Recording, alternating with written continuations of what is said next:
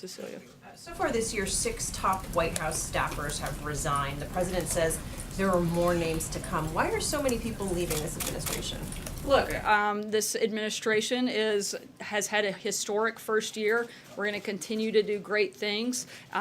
This is an intense place, as every White House, and it's not abnormal that you would have people come and go, but we're continuing to do great work. We're continuing to focus on the president's agenda, and that's what we're all here to do. But actually, it is actually abnormal. No administration in recent history has had this much turnover. But it's not, I said it's not abnormal to have turnover.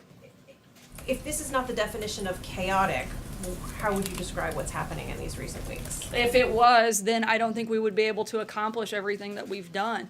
The economy is stronger than it's been in ages. ISIS is on the run. The remaking of the judiciary.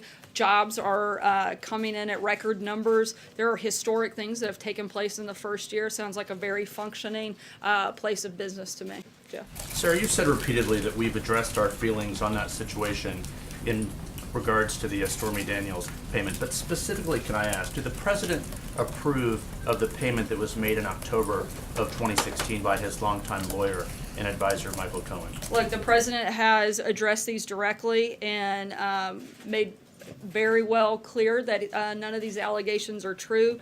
This case has already been won in arbitration, and anything beyond that, I would refer you to the president's outside counsel. When did the president address specifically the cash payment that was made in October of 2016? The president has denied the allegations against him.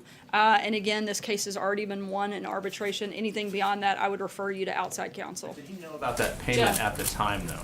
I've addressed this as far as I can go. But that payment, did he know about the payment at the time? Not that I'm aware of. And again, anything beyond what I've already given you, I would refer you to the president's outside counsel. Steve? Michael Cohen about that, since this has become a news Sarah, story this week. Has he talked to Michael Cohen about it? If I can just ask one more thing. I'm sorry? Has he talked to Michael Cohen about that this week I don't since this know. has become news? I'm not sure. With Gary Cohn leaving, Senator Cornyn, Republican Senator Cornyn, said today, "I'm concerned who the president will turn to for advice." Should he be concerned?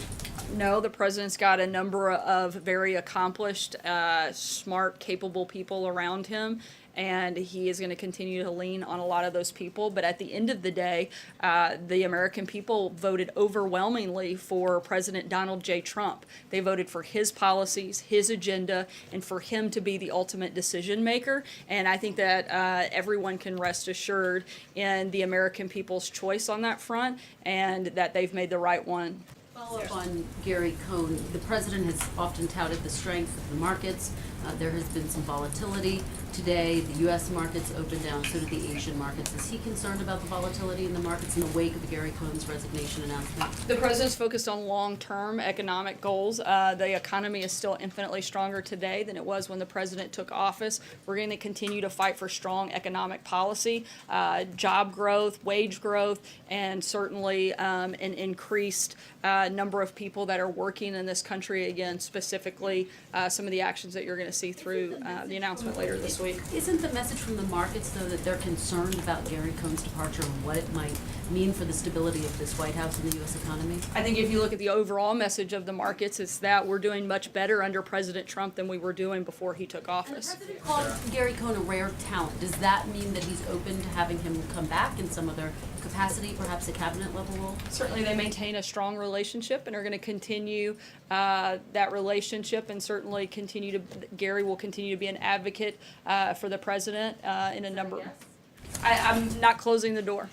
One more quickly. Can you I'm going to move around just because I want to make sure I get to as many of your colleagues as possible. Can you just confirm or comment on the ABC News report that a number of staffers have had their... Chris, I'm going to bounce around, but I'm sure one of your colleagues would be happy to pick up where you've left off. I do have a question about something you said earlier in response to Jeff's question. You said that there's arbitration that's already been won by whom and when?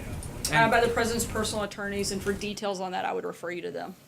Hallie. Separate topic. I want to ask you about the VA, but I do want to follow up on something you have said twice now this week, which is when asked about that payment to the president, you've said that not that I'm aware of. Have you asked the president this question? I'm sorry, can you be more specific? Sure. It's both Jeff as well as Monday to the Wall Street Journal reporter. You were asked about whether the president knew about this payment his longtime lawyer made to Stormy Daniels. You said then and again today, not that you're aware of. Have you asked the president this question? Yeah, I've had conversations with the president about this, and as I outlined earlier, that this case had already been won in arbitration, and that there was no knowledge of any payments from the president, and he's denied all of these allegations. Sarah, but I just want to, is there a reason why you're not answering the actual substance of the question on the payment itself? Because it's come up a few times now. Can you explain I that? believe I've addressed this question pretty extensively, and ongoing litigation, I'm not going to comment any further than I already have. Since I don't ask for the VA, I want to, which is Sure. the new IG report coming out. This is an issue that the president has been passionate about, veterans care.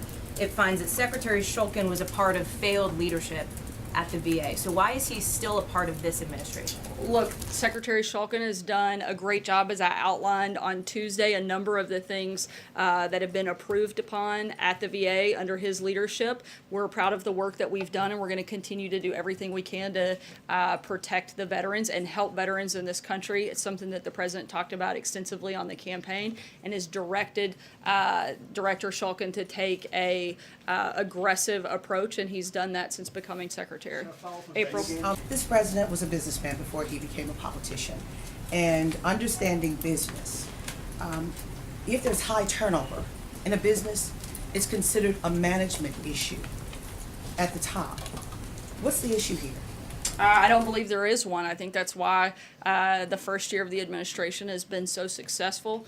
As many people have outlined, we've actually accomplished a great deal of what the president campaigned on and set out to do, and we've only been here just over a year. So we certainly feel like there isn't an issue, but actually a great deal of success and a great story to tell about the president's first year. Confidence in this administration with top people. I mean, you've had a lot of people, about 10 to 13 people in top tier positions leave. I think the confidence should be in the president and the policies that he's outlined and the agenda that he's laid out. That's what the American people voted for, and that's certainly what we've seen enacted over the first year and a half, and I think that's been a tremendous success. Second issue, going back to Jeff. You know, we heard a tape of the president with Billy Bush, and now we hear about Stormy Daniels, and you're saying that it's not true. What should the American public believe, and what does the president want the American public to believe after hearing that before the election and now this? Well, it's not to conflate two different things. The president's denied these allegations. We've addressed this. The American people were aware of this, voted for the president. I don't have anything more to add. John?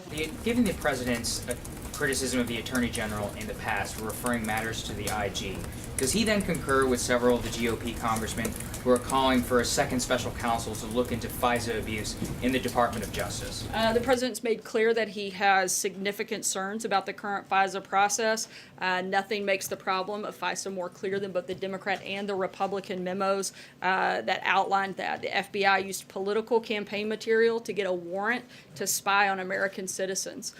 They failed to disclose to the judge that the dossier was funded by the Clinton campaign and the DNC, even as it was being used to spy on people associated with the Trump campaign. Obviously, those details alone show that the process needs to be looked at closely and reformed to make sure that we're doing everything we can to protect the privacy of Americans. You confirm this trip to California next week, and also why is it taking so long for the president to visit California? I can confirm the president does plan to make a trip to California next week. Why it's taken so long? I think it's because he's been busy growing the economy, creating jobs, defeating ISIS, remaking the judiciary. I'd be happy to name off some other successes, but I think that's probably enough. But yes, I can confirm the president will be headed to California next week. We'll take one last question. Alex? Sarah, bouncing off John's question on the Hatch Act, the White House's reasoning that Kellyanne Conway did not violate the Hatch Act when she said that a candidate in Alabama would be, quote, a vote against tax cuts, weak on crime, weak on borders, strong on raising your taxes. How do you see that as not advocating against a candidate?